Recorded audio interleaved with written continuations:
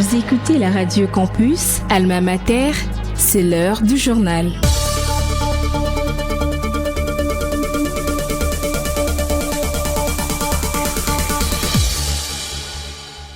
Nouvelle édition d'information sur la 107.6 MHz. Mesdames et messieurs, voici les principaux titres à la une.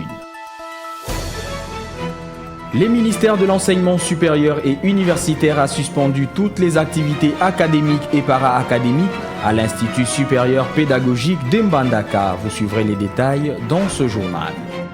L'épreuve d'anglais fait désormais partie de l'examen d'État en République démocratique du Congo dès l'année 2026, une réforme pour mieux préparer les jeunes Congolais à un monde de plus en plus anglophone. Un lot de matraques et de torches a été remis à la police universitaire par le comité de gestion de l'université de Kinshasa. Ces gestes visent à renforcer les capacités opérationnelles des agents afin d'assurer plus efficacement la sécurité et le maintien de l'ordre sur le campus. Place à présent au développement. Vous êtes branchés sur la radio Campus Unikin, la radio du savoir, sur 107.6 MHz, votre radio.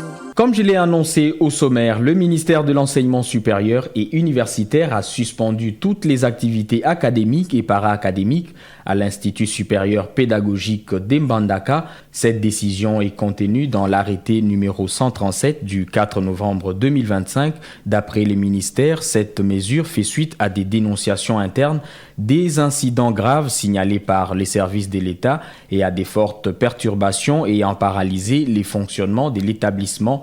Une mission spéciale a été dépêchée sur place pour évaluer la situation et proposer des solutions. Les ministères appellent les personnels et les étudiants de respecter les instructions officielles dans l'attente des conclusions de cette mission.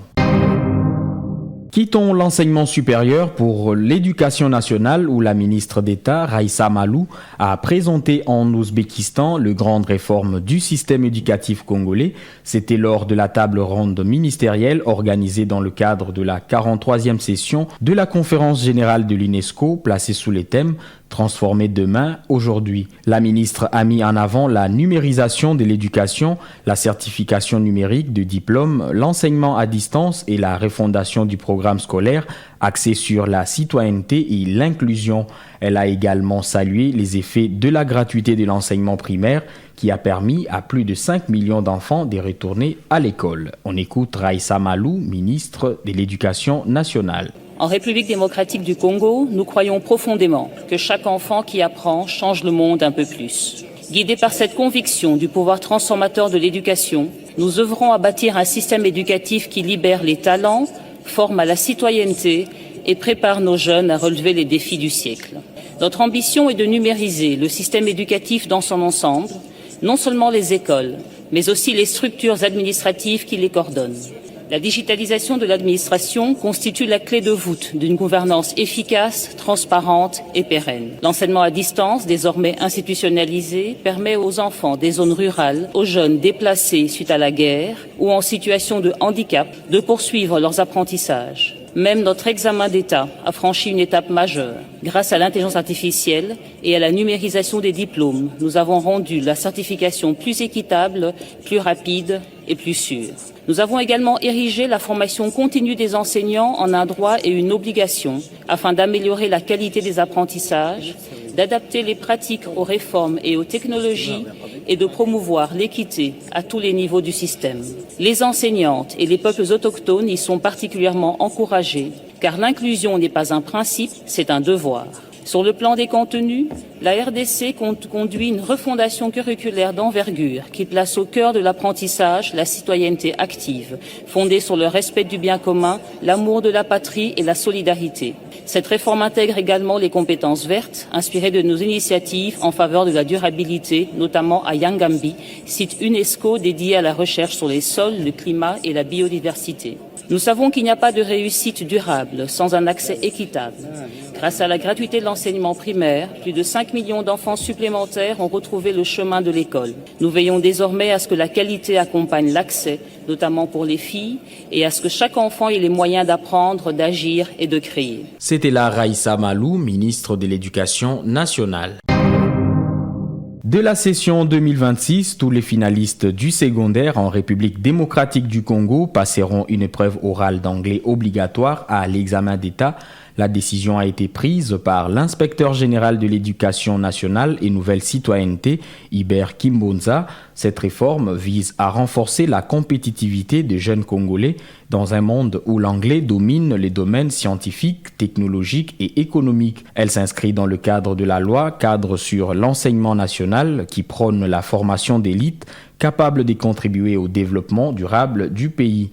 Les ministères appellent déjà les provinces éducationnelles à s'y préparer pour une mise en œuvre effective dès 2026.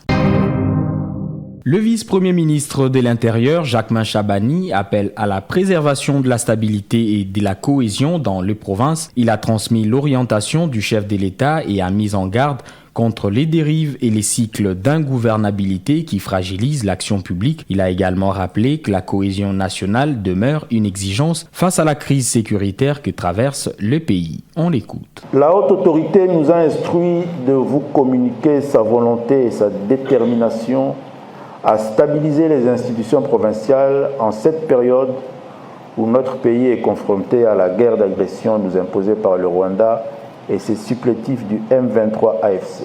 Dans l'ultime objectif de garantir la cohésion nationale et le développement intégral. C'est pourquoi j'en appelle encore une fois au sens de responsabilité des uns et des autres, afin que tous s'engagent sur la voie de la cohésion nationale et de la stabilité des institutions provinciales. Les gouverneurs de province doivent s'engager dans une gestion orthodoxe et transparente des ressources et assurer une concertation permanente avec les bureaux des assemblées provinciales sur les grandes questions d'intérêt majeur. Les programmes, projets, accords à financer tant par le gouvernement central que par la province ou que par les partenaires techniques et financiers. Les honorables membres des bureaux doivent conduire les assemblées respectives à adopter une résolution suspendant les pétitions et les motions pendant cette période de guerre. Cela étant, je voudrais, mesdames et messieurs, vous assurer que le gouvernement de la République ne saurait dorénavant laisser les provinces sombrer dans un cycle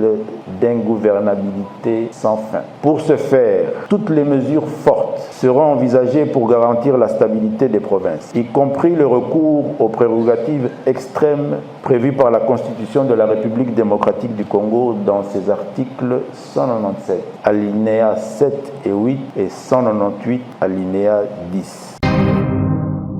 Les comités de gestion de l'université de Kinshasa a remis un important lot de matériel de travail à la police universitaire, composé notamment de matraques et des torches. Cet appui vise à renforcer les capacités opérationnelles des agents chargés d'assurer la sécurité et le maintien de l'ordre sur le campus. La remise officielle a été faite au commandant chef de corps de la police universitaire, Samuel Kaikai, que je vous propose d'écouter. La police universitaire est là pour sécuriser les personnes et leurs biens et de maintenir l'ordre sur toute l'étendue de l'université. Notre stratégie, que je ne peux pas peut-être vous dévoiler ici, mais nous sommes dans toutes les facultés. Là où il y a les étudiants, la police est là. Sur l'instruction de M. le recteur, on a ouvert des sous-détachements dans des facultés, dans les auditoires même, qui sont éloignés de leurs bâtiments. Donc c'est là où nous sommes. Et puis, comme il y a un grand nombre d'étudiants, M. le recteur de l'université de Kinshasa, dès son arrivée à la tête de cette université, il a cherché à développer notre université. Il y a des restaurants VIP. Donc l'étudiant ne peut plus aller dans les Maléwa, dans les endroits où il y a l'insécurité. Quand un pays est développé, la sécurité doit être au-dessus. C'est ça que le recteur a fait.